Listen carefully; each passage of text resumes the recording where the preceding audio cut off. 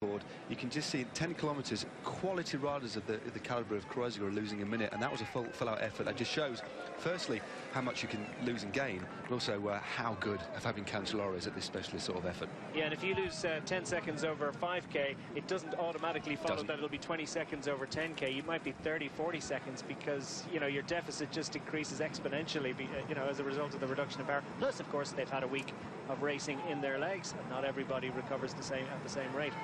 Alberto Contador really spinning the gears there as he heads out on his time trial, already a minute into it.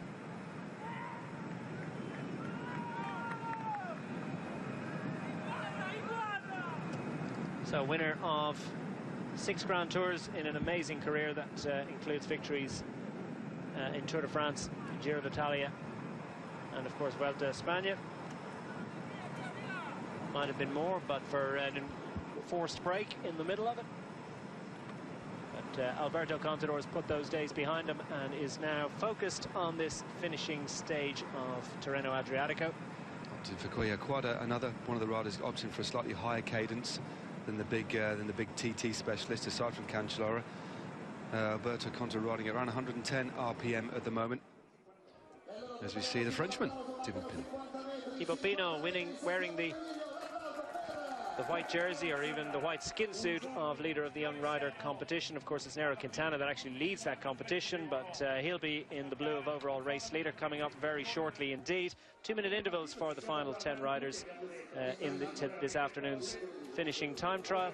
Thibaut Pinot will be, I think, relatively satisfied with his performance on the mountain stage to Terminillo, which of course would have been the big rendezvous for the GC contenders, and he wasn't found wanting in terms of attacking. You know, he was up for it, he had a go, didn't quite have the same power as Quintana, and Bauke Mollema was very, very impressive, wasn't he? But he was, I think, best of the rest, really. Yeah, well, Thibaut Pinot, we know he's got quite an aggressive nature. He's always up or near the front. He's willing to share the pacemaking. Did a couple of attacks, as we see Steve Cummings coming into the finishing straight. Now, what's he come up with? This is a big afternoon for Steve Cummings. Great opportunity to vault up the finishing order for the MTN Quebec man. They've had a very prominent week. They've been in the early breaks. They've lost the tail end of the sprinter stages without coming up with the win, but albeit they have had some impressive performances from Gerald Cianek and of course from Tyler Farr. Top 5 finishes in the sprints. Steve Cummings has been thereabouts on the mountains and in the time trials.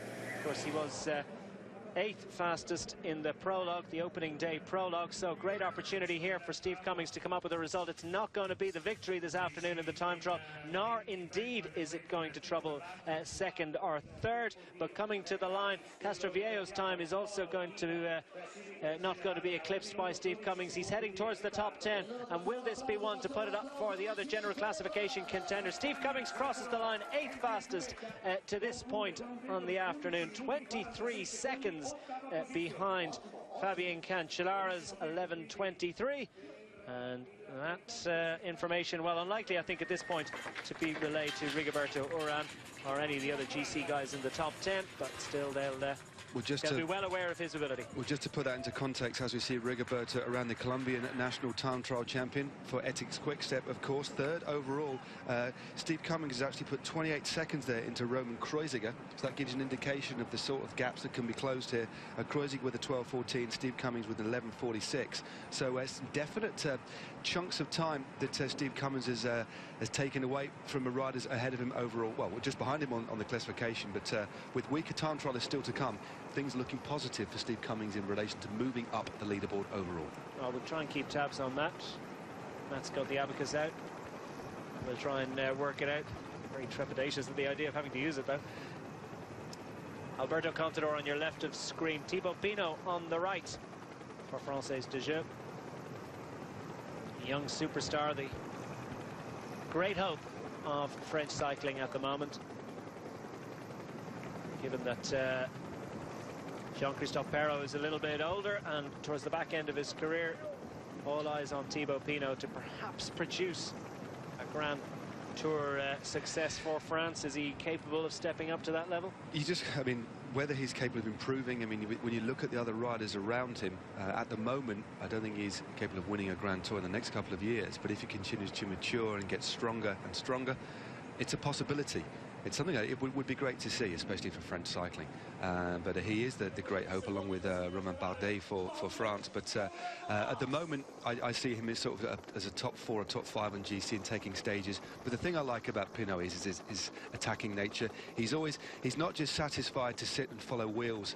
He's happy to attack, and that's what I like about this rider. As we see Joaquin Rodriguez coming down the finishing straight. He's not afraid to attack either. We've seen plenty of attacking rider from Perito over the years, Joaquin Rodriguez, and very impressive he was indeed in managing to drag himself back up to the leaders at the back end of the mountain stage on Sunday, and then win the sprint to be best of the rest, third over the line on that occasion.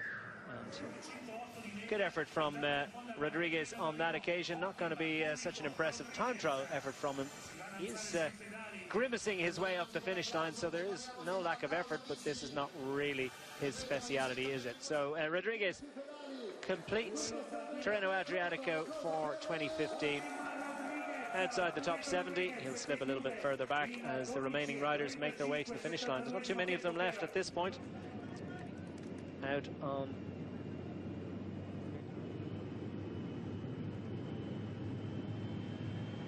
Malcolm Mollema, sitting second overall, 39 seconds behind Nairo Quintana.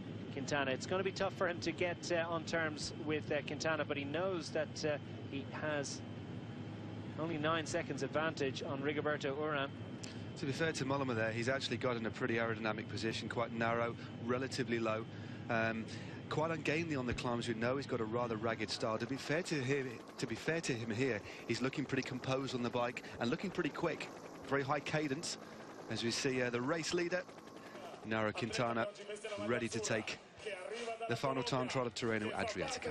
Here he comes, the overall race leader, Nairo Quintana, absolutely thrilled with his victory on Sunday and sounding very, very confident ahead of the time trial this afternoon.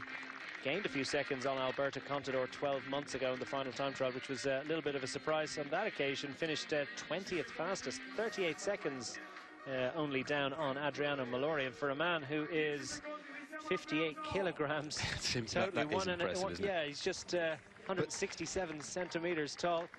Not a big guy, but gets the power out. Oh, definitely. It's just there he is. He has started. This is it for him. He did in the press following the presentation of the jerseys yesterday. He was remarkably confident. He said pretty much he knows he's almost won. I mean, he didn't use those words, but nearly did. He read between the lines. He's very confident. He said, barring accidents, he's won this.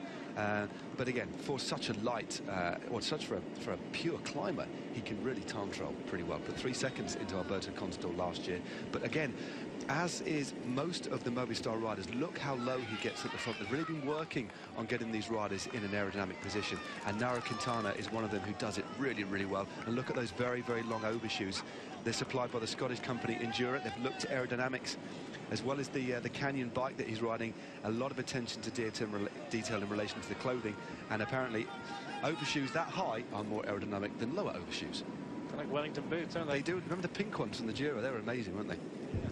But again, look at the seat position there. Throws him really forward, and then he sits. He's only sat on about a third of the saddle. And many teams now using a smaller, stumpier saddle that's used in triathlons. We saw Richie Porte in Paris-Nice using a stumpy saddle, but more of a traditional shape there for the Colombian. And the seat being canted forward in triathlon style. It's effective.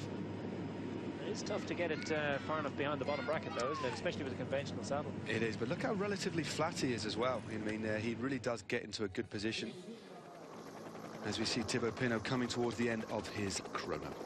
So Thibaut Pinot sitting 4th overall, 57 seconds back. He's got 6 seconds advantage on Alberto Contador. Alberto Contador, of course, is further up the road. We'll be seeing him cross the finish line very shortly. And he knows that he has a great target, excellent opportunity of moving up overall. What's the level of motivation for Contador? I suspect he'll want to test his form, see exactly what he's capable of in the time trials. They have to ride the time trials, of course, in the Grand Tours, and they don't get so many opportunities to do it in competition. So even if they don't have massive ambitions on the day in this one particular event, a lot of the GC riders will be taking the time trials seriously for the opportunity it offers for later in the year. Yeah, I mean, a lot of these guys, and Chris Froome, although he's not here, Chris Froome in particular, does go out for long training rides on his low profile, on the TT bike, to get into that position, because it's something that I wasn't ever a TT specialist, but it hurt. You get on a TT bike, and if you haven't ridden it a lot before, it can wreak havoc with the muscles, especially during a stage race. So the opportunity to get on the TT bike, get into the groove, get the feel of the pain, the different muscles that it starts to work, and also the psychology behind preparing for an individual time trial is very different than a normal road stage. So it's important for all these GC riders looking ahead to the Grand Tours later in the year. There's your top three on overall classification. Nairo Quintana has pride of place. He's got the big screen on the left. Second overall at 39 seconds, Bauke Mollema. Great start to the year for him, for the Trek Factory Racing rider from the Netherlands. And of course, third overall, Rigoberto Urán. Now let's switch our attention to the man who is the reigning champion of Tirreno Adriatico. He's not going to win it this year. Still in all, it is a pretty decent effort as he hits the barriers. He's still got a few seconds before Fabian Cancellara's time is recorded ahead of him, and now he's inside the last few hundred meters. It's going to be a good effort from Contador. I think this time is certainly going to get him into the top 10, or is it? Yeah, it is foreshortened a little bit, but still a pretty respectable time by Contador here. Look at the face there. Yeah, he's getting everything out. There's no doubt about it. He's taking this time trial seriously, as he does pretty much everything in his professional life. Alberto Contador races to the line. He's inside the final 50 meters. He has completed Tirreno Adriatico for this year. 16th fastest so far, with a few more to come. 31 seconds back from Fabian Cancellara over 10 kilometers. Reasonably satisfying effort, satisfactory effort, I suppose, for Alberto Contador. Yeah, and he only actually conceded 8 seconds to Steve Cummings, a specialist at this sort of event. So I think Contador really will be relatively happy with that as he looks forward to the Giro Tour double. It's a big ask, isn't it? It's a massive ask, yeah. Thibaut Pinot coming into the final here, but yeah, a very big ask. And again, people are asking questions not only about Nibali's form, but about Contador's form. But you've got to remember, it's great when we see these clashes of the Titans, and Andalusia was wonderful, of course, the Froome v Contador face-off. But sometimes the riders are looking ahead. This race, Tirreno Adriatico, is has an important place in the calendar and is prestigious to get on your Palmares. But the riders have a different, sometimes a slightly different trajectory. And Alberto Contador not quite in the form to win this race, but again, his big objective for the season, of course, as we all know, is the Giro Tour double. But that is a very, very big ask indeed. Distinctive humpback style of Bauke Mollema. It's a busy style, isn't it? He really gets the shoulders, the neck, the head, everything rocking. Not absolutely rock solid still, but it's a good position on the bike.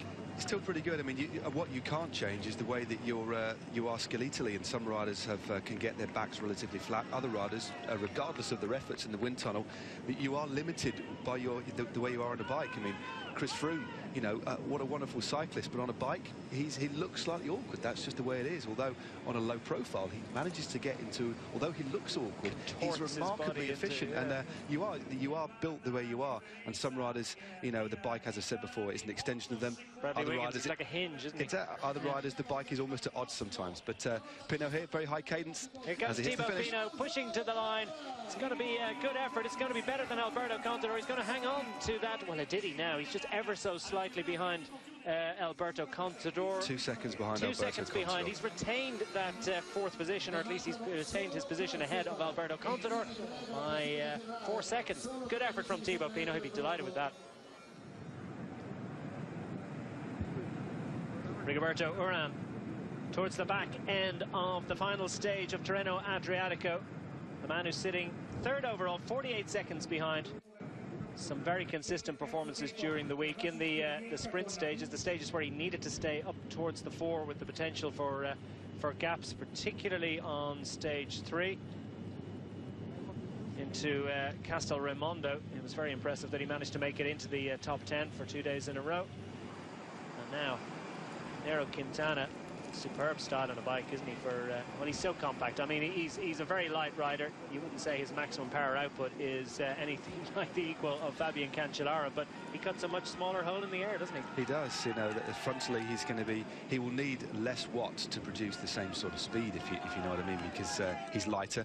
But again, it is harder for the lighter riders on a flat course. If it's a hilly time trial, riders like Urán, riders like Quintana can actually maximise in relation to, of course, the benefits that a good and an efficient power-to-weight ratio offers. But on the flat, it is harder. But Quintana, he actually looks like a bit of a TT specialist as Urán comes in. Good time from him. Yeah, well, he's only just made the barriers now, and he's already well behind Fabian Cancellara's time, so he's certainly going to lose time to Steve Cummings. I think he could well lose a bit of time to Contador and to Thibaut Pinot yet, but that's just visual rule of thumb to do with the barriers. There's no massive mathematical calculation gone into that assessment. Let's see what he's got. He's already behind Steve Cummings. How much is he behind him? Needed, I think 26 seconds behind Steve Cummings for Cummings to overtake him on the overall positions as he races to the line. Rigoberto Urán pushing as hard as he possibly knows, and 25 seconds behind Fabian Cancellara means he certainly held off Steve Cummings. What's the situation with regard to Thibaut Pinot and Alberto Contador? Well, Thibaut Pinot beat him by 5 seconds, so he looks pretty safe actually in third at the moment. So Thibaut Pinot has clawed back a little bit of time, but not enough to overhaul the Colombian. Well, gone within 4 seconds, and a bit of rough maths there. Thibaut Pinot, that's a very, very impressive performance from Pinot, because Urán certainly did improve his time trials in the last few years, and ahead of Grand Tours to come. Definitely. Yeah. Well, of course. Is Urán doing Giro? Yeah. Well, Rigoberto Urán last year won the time trial in the Giro. It was a very hilly, very difficult time trial. As a Bauke Mollema from the Netherlands for Trek Factory Racing, is he going to try and keep his second place overall? For him, it's 1 kilometre to go. Look at him fighting the bike now, trying to squeeze as much as he can out, begging for the line to come. Well, if he does a similar finishing kilometre to Fabian Cancellara, he's probably looking at about 30-odd seconds, maybe 35 seconds down on the Swiss at the conclusion of this. Let's hold fire and see what Bauke Mollema can come up with. It's certainly a pretty respectable time, and though he's got to veer left and head down the last few hundred metres, and the wind is slightly helping them and will help them slightly more when they turn left here.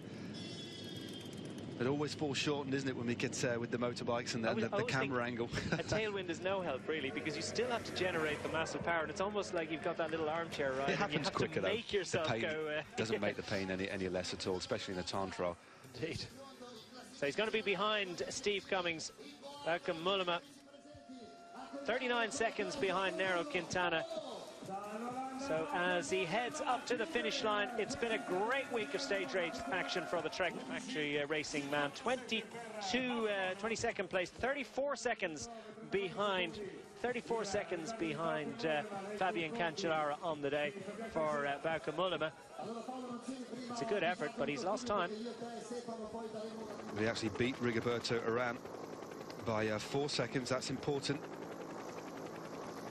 But what can Nairo Quintana do? The last man on the course. He's looking pretty smooth, looking pretty aerodynamic. What will the time of the little Colombian be? Will this be his first ever victory in Tirreno Adriatico, to add, of course, to the Giro d'Italia and the other numerous stage races he's won in the past? Yeah, he's won the Tour of Basque Country back in 2013, the Vuelta Burgos in 2013 and 2014, won the Tour de l'Avenir in 2010, Route du Sud, Vuelta Murcia, make a list. It's Tour de Saint Louis 1 year ago. And soon be seeing him on the cobbles for the very first time. That's going to be interesting. I'll certainly be looking forward to those races. Dwardor's Vlaanderen. So he's actually not quite as far up, I think, as Bauke Mollema. I have a funny feeling he's going to leak a bit of time to him. He can get through this final, well, basically he can be more than a minute slower than Fabian Cancellara and still beat Bauke Mollema. Yeah, he's got 39 seconds on Bauke Mollema. Mollema putting in a pretty solid ride there, beating Urán. Yeah, so 1 minute and 13 seconds behind Fabian Cancellara would equal the finishing time for the bike race of Bauke Mollema, if that's not a very, very complicated way of putting it. And I think Nairo Quintana has enough in hand, but he's still got to suffer his way up this finishing straight to complete this effort. 25 years of age, the man from Combita, Boyata in Colombia. He was born, grew up, and continues to live at around about 3,000 meters altitude. And that the benefit of that upbringing is clearly in evidence on the climbs. Not a bad operator against the stopwatch as well, given his physiological difficulties. But what an impressive performance all week. Great all-round performance from a great stage racer. Nairo Quintana crosses the line 55th fastest on the day, 55 seconds in arrears, but he is confirmed as the winner of Tirreno Adriatico for 2015. It's been a superb performance all week from the young Colombian. Remember, he's coming back from a shoulder injury sustained at the Vuelta a España in 2014. He damaged that shoulder again in the Colombian Road Race Championships just last month, and he really wasn't too certain of his form.